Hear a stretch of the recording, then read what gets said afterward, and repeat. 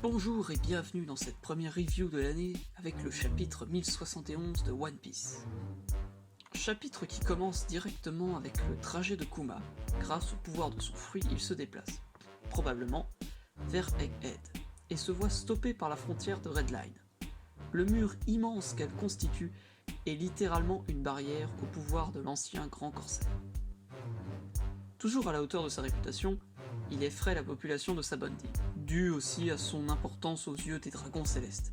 De par les annonces effectuées, il semble que l'invincible esclave va faire face aux marines présents sur l'archipel. De retour sur Egghead, Lucci, fidèle à lui-même, justifie son impatience d'arrêter Luffy. Nous avons de plus la confirmation que les Séraphins sont bien sous les ordres du CP0. Les Vegapunk et les chapeaux de paille se retrouvent tous réunis dans le dôme de Egghead. La stratégie pour s'échapper de l'île semble être compromise.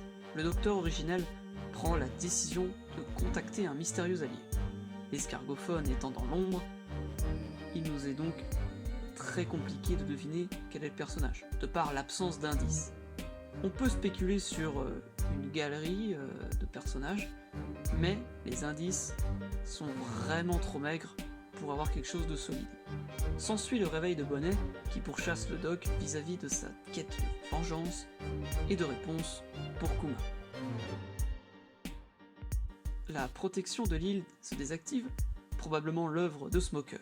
N'oublions pas qu'il est sur l'île où se situe la base de la marine G14, sur laquelle on va revenir.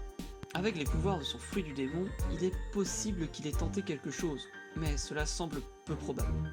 Il aurait informé le Cypher Pole, protection désactivée donc, ce qui conduit Kaku à attaquer le Sunny. Mais c'était sans compter la parade de Zoro, qui se voit être réveillé du mauvais poil. Un autre retour de combat, ici entre Kaku et l'épéiste de l'équipage des chapeaux de paille. Enfin, la trajectoire de Kid, il semble d'après Killer qu'ils sont arrivés à Elbaf, de par la présence d'un poisson géant. Puis l'arrivée de Garp, à la base navale G14, qui vient récupérer Hermep pour partir sur la ruche, afin de récupérer le capitaine Kobe. En admettant que Smoker ne soit pas parti sur Egghead, il est probable que les forces d'attaque constituant l'offensive sur la ruche avec Garp se voient s'accroître avec l'homme fumé, Tashigi, en plus d'Hermep bien sûr. Mais n'oublions pas que Teach, qui règne en maître sur la ruche, est occupé avec un autre combat.